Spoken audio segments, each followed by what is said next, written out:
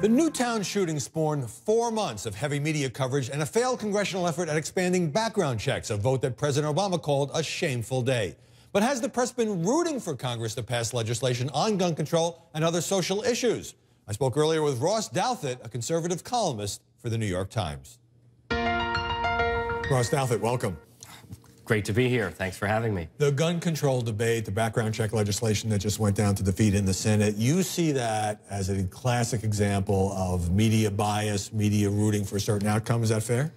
I mean, I think it's a little more complicated than that. I think that it's a situation where the press likes to feel like they're in the vanguard of history on certain issues, right? And those are usually social issues, and there are issues like gun control, gay marriage, and so on. And I think those are the places where, you know, a lot of people in the press walk a very fine line between sort of trying to report neutrally, but also trying to sort of, you know, be on the winning side. And on social issues, I think they tend to fall off that tightrope a little bit more. To the point of unfairness sometimes? Yes, to the point of unfairness quite a bit, okay. I would say. For example, Senators Joe Manchin and Pat Toomey, Democrat and Republican, were kind of depicted as heroes for coming together with this compromise, which ultimately failed. And there was so much attention to that legislation, and then the day after it didn't get the 60 votes, your newspaper, the New York Times, said the bill never really had a chance. Well, how come we all were given the impression that it might pass? Well, it was also the intersection, I think, between the sort of vanguard vision of the press's role and the fact that it did have bipartisan support, right? I think that's the other. There is also a media bias towards bipartisanship, right? Because when something is bipartisan, it lets journalists who are, again, trying to sort of play things down the middle be able to sort of root for an outcome, right? And say, look, it's bipartisan, we're not taking sides, well, we're not supposed we just to want root, this. But you're saying it gives a kind of protective cover to say we're not in the camp of one party or the other. Well, think about how the press covered the Bowles-Simpson deficit plan, right? Now, I like the Bowles-Simpson deficit plan.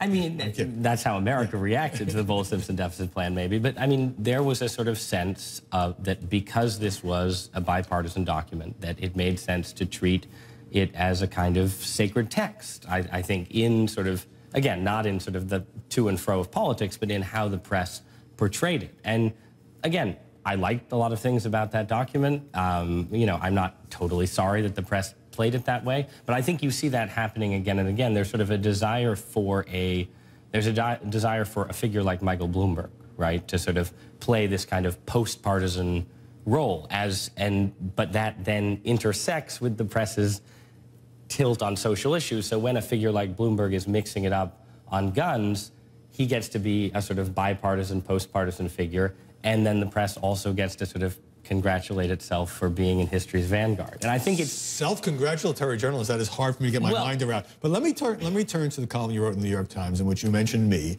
You picked up on something I wrote for the Daily Beast, which was soon after the Newtown massacre, in which I said gun control was an important issue. The press has to be leading the conversation on this. I certainly didn't say, and you didn't say, that I had contended that the press should push for gun control. But here's what you wrote, and put it up on the screen. This is how the mainstream media tend to cover social issues. It involves acting as a crusading vanguard while denying, often self-righteously, that anything of the sort is happening. The trouble is that when you set out to lead a conversation, you often end up deciding where it goes, which side wins the arguments, and even who gets to participate. I would say that it's important for journalists, whether you like the phrase leading the conversation or not, to push controversial issues that the politicians otherwise might prefer not to talk about. Yeah, no, I think that that's fair. And I also think it's fair. Look, journalists, you know, it's a hard job, right? You have to, it's the idea that there's a sort of perfect, unbiased position from which to cover the news is often, you know, it's often not achievable. And the easiest thing to do, the easiest thing for journalists to do is to act as stenographers. Okay, President Obama said this, John Boehner said this, experts say this. The harder thing to do when an issue is not being talked about, and gun control was basically not mentioned in the 2012 campaign. Same thing going back a couple of years on, you know, what's going to happen to Social Security and the deficit. These are issues that the politicians, they're painful. They don't want to really grapple because they're going to tick people off. So I say that the press has an affirmative responsibility to step up, and you say, well, maybe, but they seem kind of tilted. Well, or look at which issues you step up on, right? I mean, one of the things that conservatives have spent the last few weeks, and not only conservatives, complaining about is the way the press has covered, or in most cases hasn't covered, this prominent trial of an abortionist in Philadelphia, Kermit Gosnell, who's accused of not only letting women die on his operating table, but delivering fetuses, babies, and then snipping their spines. A clear failure by much of the mainstream media. But you would say it's ideological or partial? I would say that the choices that the press makes are not, it's not always a case of sort of explicit bias where you're going to the Gosnell trial and you're writing pieces saying, look, this vindicates pro-choice views or something. It's more a question of, well, what do you choose as the issue where you choose to crusade on, right? So the press looks at Newtown and says, well, this is a moment when we need to lead a national conversation on gun control. The press is less likely to look at the Gosnell trial and say, let's have a national conversation on abortion, because it's an issue that's more likely to make the press a little bit uncomfortable, because I don't think it's any secret that most people who work in our profession lean pro-choice and lean liberal on social issues. So again, it's not, the issue is not that we shouldn't have a crusading press. It's that we would have a better press maybe if a wider range of issues were prompting these crusades. I agree with the leaning left on social issues, and I also think that it is a challenge for journalists who have those views, or opposite views, to keep that out of their work. I think we see this on immigration too, although on the one hand you have the Republican Party trying to come to some compromise on immigration reform, so that's a natural political story. Right. But I think you also have journalists saying, look, there's 11 million people here illegally, we're not going to kick them out, let's have an honest conversation about that. But when you talk about deciding who gets to be in the conversation and where it goes, I think that's where you lose me, because now you are kind of using code words to say the journalists are cooking the books, so to speak, in leading that conversation. On immigration, I mean, again, it's tricky, right? But because, as you say, there are Republicans who are in favor of immigration reform, as well as Democrats, and so on.